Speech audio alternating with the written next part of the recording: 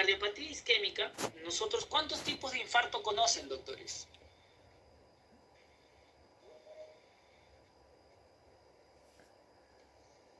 Cinco, doctor. Excelente, doctora. Según la cuarta definición universal de infarto, hay 5 tipos de infarto de miocardio, ¿no? Y hay una subclasificación de los infartos de miocardio, incluso, que ya es un detalle. Pero lo que yo quiero que recuerden, y lo que más van a ver, es el infarto de miocardio tipo 1 y el infarto de miocardio tipo 2. El infarto de miocardio tipo 1 es lo que estamos acostumbrados a ver por rotura de placa.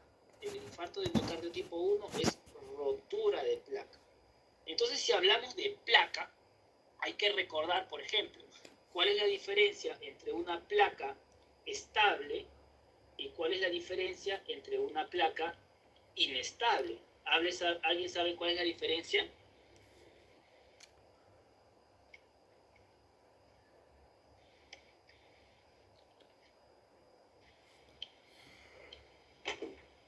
¿Alguien sabe la diferencia? No, hablando de la placa en sí. La placa estable es aquella, tenemos el vaso acá y tenemos el otro vaso acá. En la placa estable nosotros tenemos un core que es bastante grueso. ¿Qué es el core? Es la capa externa del núcleo fibrolipídico, grueso. Y tenemos el interior de la placa, que es muy delgadito. A diferencia de la placa inestable, el core es sumamente delgado y tenemos gran componente lipídico. Por eso es que las placas inestables se comportan como un síndrome isquémico coronario, porque al tener gran núcleo fibrolipídico y un core bastante delgado, en cualquier momento esa angina inestable podría romperse y convertirse en un infarto de miocardio. Es por eso que la angina inestable se considera un síndrome isquémico coronario agudo. ¿Okay? Doctor, es por eso. Doctor, disculpe, eso también se podría explicarse por el flujo sanguíneo produce turbulencia y eso hace que se podría desprender esa placa y formar un trombo, ese trombo se convierte en émbolo y complica la situación. Claro, doctor. Cuando tenemos un vaso con lesiones ateroscleróticas, lo que causa es flujo turbulento. Entonces, el flujo turbulento hace que haya mayor presión de cizallamiento en algunas zonas específicas de la placa o de los vasos, con mayor riesgo de ruptura. ¿Ok? Claro, eso es verdad. Entonces, el infarto de miocardio tipo 1, que es por ruptura de placa, puede ser una obstrucción total, ya lo dijimos, o una obstrucción parcial. Eso ha quedado claro y ya vimos la diferencia de una placa estable versus una placa inestable. Ahora, el infarto de miocardio tipo 2, que es el que también quiero que recuerden, el infarto de miocardio tipo 2 es aquella situación en la cual hay un desequilibrio entre el aporte y la demanda. ¿Okay? Es un desequilibrio. ¿Okay? Es un desequilibrio entre el aporte y la demanda. No hay ruptura de placa. ¿Qué quiero decir con esto? Y acá hay un detalle importante. Y yo le explico a mis alumnos de esta manera. Cuando ustedes tienen un cuadro de hipotensión, una disminución del gasto cardíaco, ¿qué es lo que pasa con el riñón? Activa el RAS. Se activa el RAS, perfecto, pero tienes un grado que ha disminuido la presión de perfusión renal, ¿verdad? O sea, el riñón ha tenido una injuria renal aguda. Por lo tanto, tú vas a tener en tus exámenes auxiliares, como su mismo nombre lo dice, auxiliares, elevación de creatinina. ¿Es correcto? Listo, hasta ahí vamos bien. Lo mismo pasa en el corazón, doctores. Por eso es que nosotros en el infarto de miocardio tipo 2 también podemos tener incremento de troponinas sin necesidad de que sea un infarto de miocardio. El corazón también se ha injuriado. Eso se llama injuria miocárdica. O sea, si un paciente te llega con una frecuencia cardíaca de 180, ha disminuido su periodo diastólico, ya vimos en la curva de presión-volumen, el periodo diastólico ha disminuido, hay disminución del gasto, el corazón se irriga en diástole o en sístole.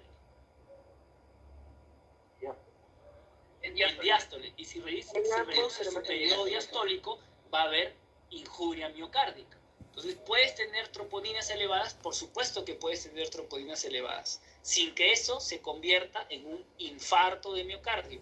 Por eso hay una definición de infarto. Infarto no es sinónimo de troponinas positivas.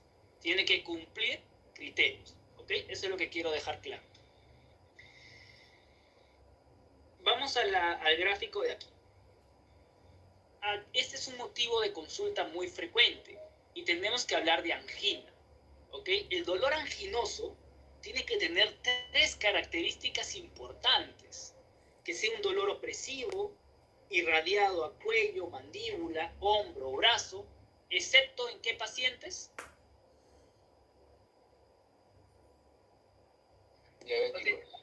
Diabéticos o mujeres. Diabéticos o mujeres pueden tener una clínica un poco atípica de los pacientes con infarto de miocardio. Si cumplen 3 de estos criterios, estamos hablando de un paciente anginoso. Si solo cumple 2 criterios, estamos hablando de una angina atípica. Y si solo cumple un criterio, estamos hablando de un dolor torácico no anginoso.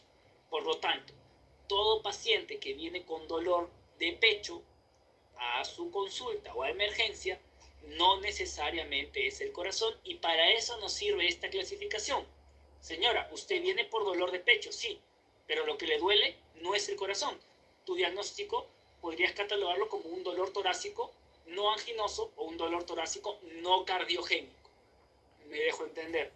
Para eso nos sirven estas características clínicas. ¿Correcto? Y bueno, podemos ver la gravedad de la angina. Vamos avanzando para poder resolver algún tipo mayor, un tipo más de preguntas. ¿Correcto? Y recordar que la angina de Prince-Metal, ¿no? Que es el vasoespasmo, es el diagnóstico más frecuente, que el tratamiento de los pacientes con angina de Prince-Metal, ¿cuál es? Calcio antagónico, ¿no? Muy bien. Entonces, esto es lo que le mencionaba la curva de las troponinas. Entonces, no siempre vamos a tener troponinas positivas en un inicio. Por lo tanto, ¿qué es lo que manda, doctores? La clínica. La clínica. Si tú tienes un paciente con dolor de pecho, no precordial, ¿eh? Estábamos acostumbrados a decir dolor precordial. El dolor es dolor retroesternal. Retroesternal. Con irradiado a mandíbula, a espalda, a brazo izquierdo, náuseas, vómitos, ¿no? Y tomamos un electrocardiograma y vemos claramente una elevación del segmento ST, no porque tenga troponinas negativas, quiere decir que no es un infarto. Eso es lo que quiero que fijen y que se acuerden mucho, porque muchas veces ha pasado este error. Nos confiamos de las troponinas y no siempre es así, ¿correcto? Muy bien. Si llega un paciente a emergencia con un infarto de miocardio ST elevado de 2 horas de evolución, ¿cuál de los siguientes fármacos administraría usted?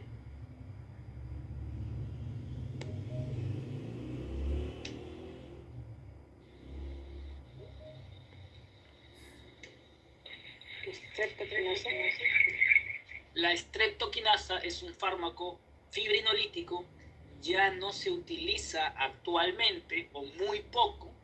Recordar que la streptokinasa causa una reacción de sensibilidad, por lo tanto solo se puede utilizar una sola vez, ¿correcto? Entonces la streptokinasa es un fármaco fibrinolítico que actualmente ya no lo utilizamos. Normalmente recordar que en los infartos agudos no utilizamos beta bloqueadores de inicio.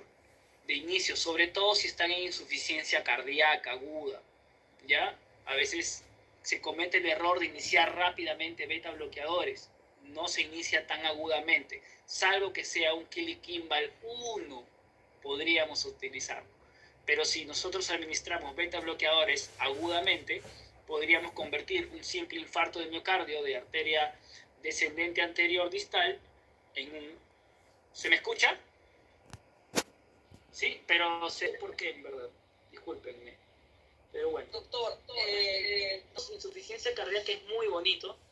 Y voy a mandar preguntas justo de insuficiencia cardíaca. ¿Cuál de los siguientes fármacos, esta es una pregunta muy frecuente, reduce la mortalidad en los enfermos con insuficiencia cardíaca congestiva? A ver, doctores. Espironolactona. Aquí, recordar, doctores, que la insuficiencia cardíaca, esta es una clasificación de la guía anterior, pero igual nos sirve. La insuficiencia cardíaca se clasifica en 3, ¿ok? Insuficiencia cardíaca conservada, con la FEBI mayor de 50, insuficiencia cardíaca en rango intermedio, entre 40 y 49, y insuficiencia cardíaca con fracción de eyección reducida, cuando la FEBI es menor de 40. Me interesa que recuerden esto de acá. Todos los medicamentos que reducen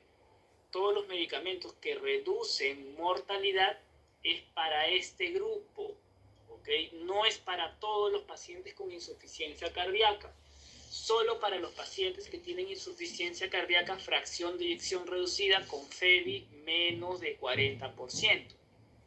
Como su compañero lo dijo, ok, espironolactona, claro que es un medicamento que reduce mortalidad. ¿Cuáles son los otros dos medicamentos que reducen mortalidad? Los IECAS y ARA2. IECAS, ARA2 y los beta bloqueadores. ¿Ok? Doctores, una pregunta. ¿Cuál es el mecanismo de acción del espironolactona? Bloquea la aldosterona.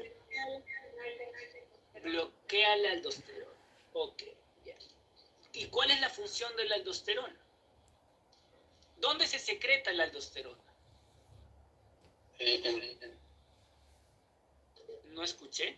La glándula suprarrenal. La glándula suprarrenal. Esa respuesta es muy genérica, ¿no? ¿Dónde exactamente se secreta la aldosterona? La zona glomerular de la corteza o médula suprarrenal. Corteza. Recordar que la corteza tiene zona glomerular para mineralocorticoides, ¿no? Tiene zona fascicular y zona reticular, ¿no? Para glucocorticoides y para andrógenos. Correcto.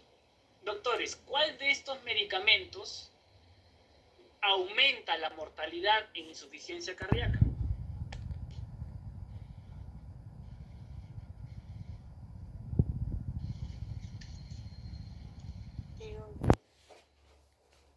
Ahora no, ¿cuál reduce? ¿Quién aumenta la mortalidad? Aldosterona, no, de estos medicamentos, de estas opciones, ¿cuál aumenta mortalidad?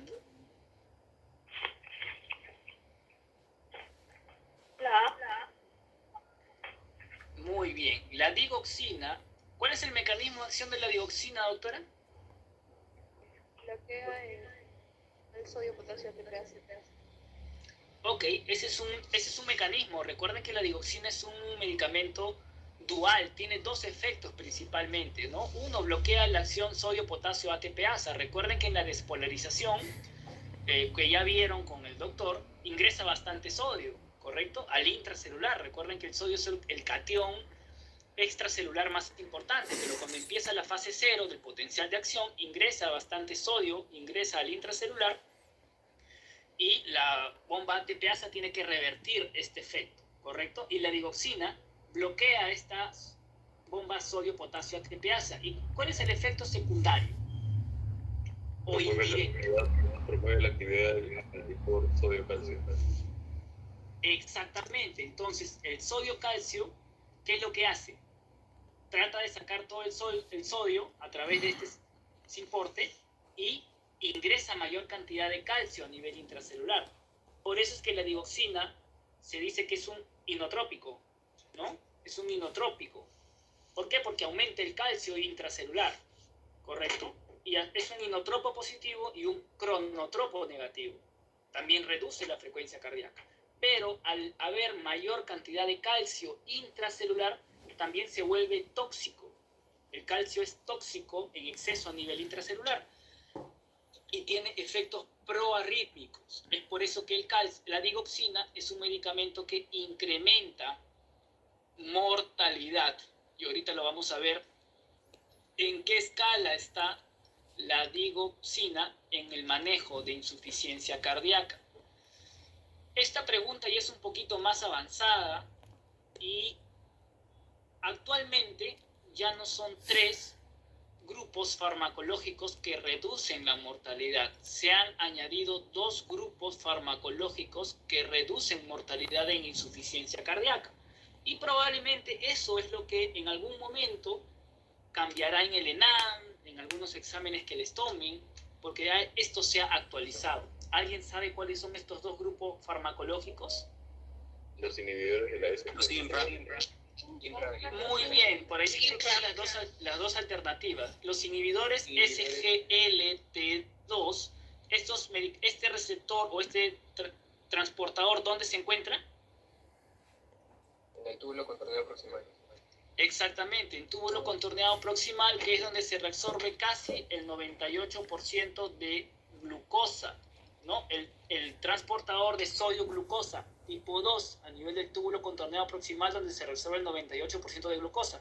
Entonces, para este grupo de fármacos hay inhibidores, que por ejemplo es la dapaglifosina, empaglifosina o canaglifosina, ¿ok? Y luego tenemos otro grupo farmacológico que son los famosos ARNI, ¿ok?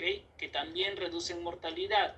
¿Qué son los ARNI? Son los antagonistas de los receptores de neprilicina, ¿ok? ¿Cuál es el medicamento? Valsartán con sacubitrilo. Entonces, ¿cuál es la función de las neprilicina? ¿Para qué yo quiero inhibir la neprilicina? Para aumentar la actividad que tiene la fibrosis auricular. Exactamente, doctor. Muy bien.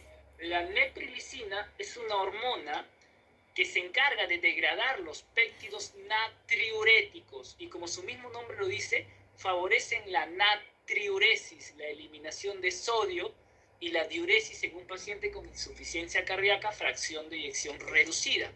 Entonces, los péptidos natriuréticos le favorecen al paciente con insuficiencia cardíaca. Y la neprilicina se encarga de eliminarlos. Es por eso que yo le doy sacubitrilo. ¿Para qué? Para inhibir a la neprilicina y que mi paciente tenga mayor cantidad de péptidos natriuréticos. ¿Ok? ¿Se entendió hasta ahí? Sí, doctor, está claro. Ok.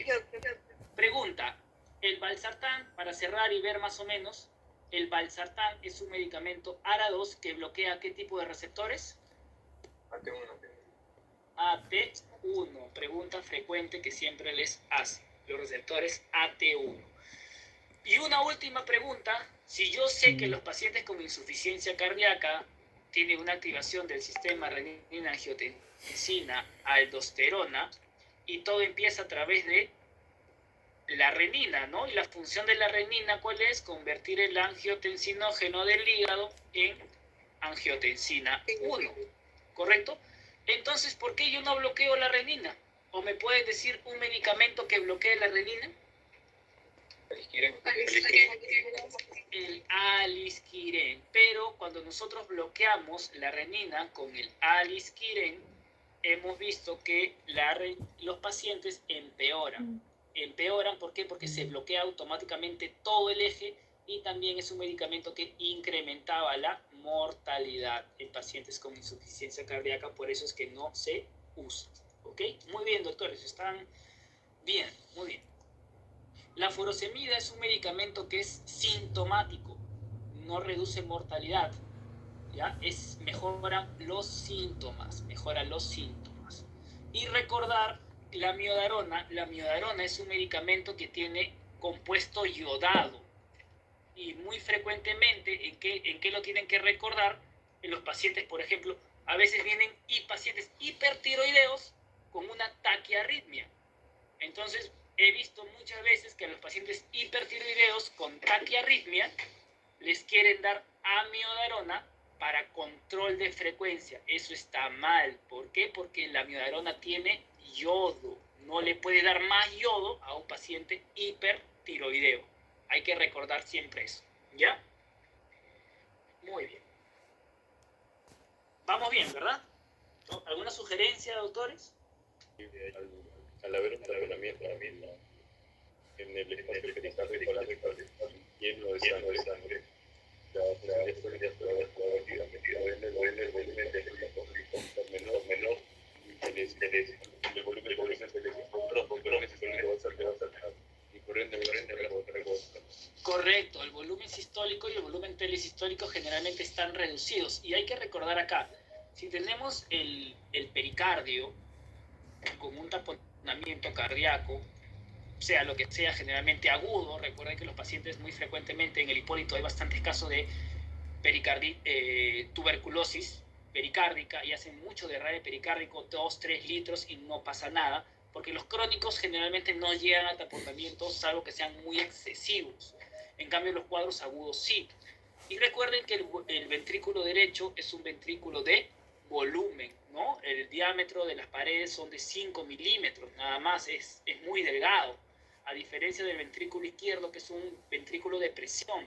Entonces, al estar comprimido el ventrículo derecho, ¿qué es lo que hace? El septum interventricular se desplaza hacia la izquierda. Se desplaza hacia la izquierda el septum interventricular, ¿qué pasando? Reduciendo el diámetro diastólico del ventrículo izquierdo. ¿Cómo se llama eso? Acentuación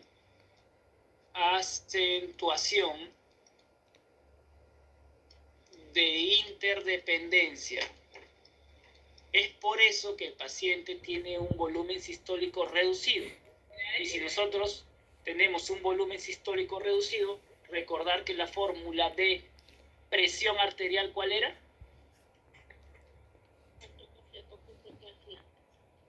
¿Cuál era la fórmula de presión? Hablen un poquito más fuerte, doctores, que no los escucho.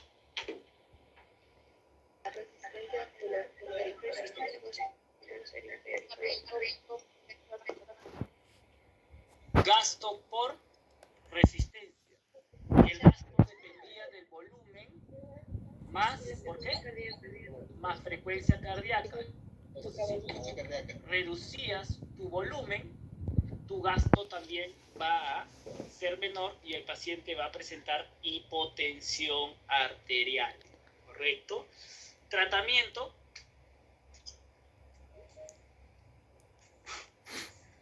Normalmente el ventrículo derecho sí se desplaza un poquito hacia el izquierdo. Eso se llama interdependencia. Pero cuando hay un taponamiento se llama acentuación de interdependencia. Eso es lo que causa la hipotensión en los pacientes taponados. ¿Ya? Ingurgitado, obviamente, y los ruidos cardíacos apagados porque no hay una buena transmisión del sonido a través del derrame pericárdico agudo. ¿Correcto? Muy bien, excelente. ¿Cuál de las siguientes cardiopatías hay una mayor frecuencia de embolias sistémicas?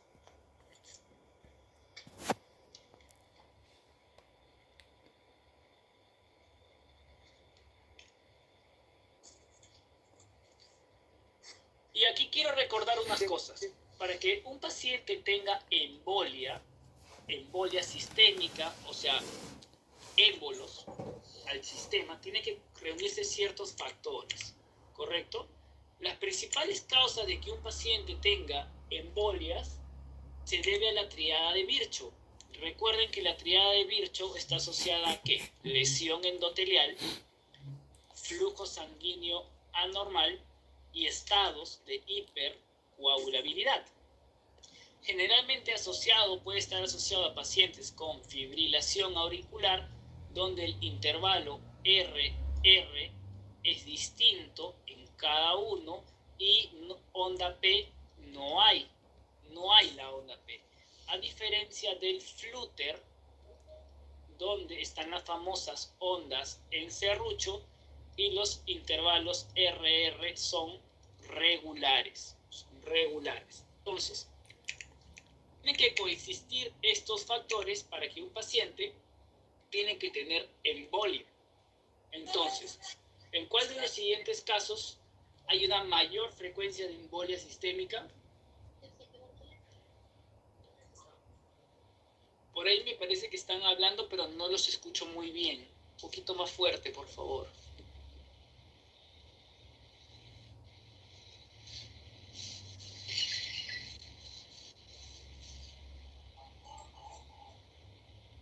¿Ustedes creen que si tienes aquí aurícula izquierda y el ventrículo izquierdo, ¿en cuál crees que tengas embolia? ¿En un ventrículo izquierdo totalmente dilatado, con una función menos del 40%, o en un corazón que está de repente normal o que está simplemente un poco grueso?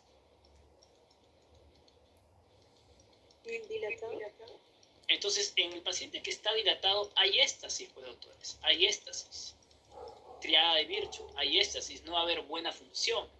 Entonces, la miocardiopatía dilatada es una de las principales causas de embolias sistémicas. Es por eso que los pacientes con miocardiopatía dilatada o pacientes que tienen fibrilación auricular, la tasa de stroke es bastante alta y los famosos accidentes cerebrovasculares o los eventos cerebrovasculares, como quieran llamarlo, generalmente tienen un origen bastante alto de cardioembolismo. Entonces, si tienes factores de hipercoagulabilidad o de éstasis, el tratamiento para los pacientes con fibrilación auricular, ¿cuál es?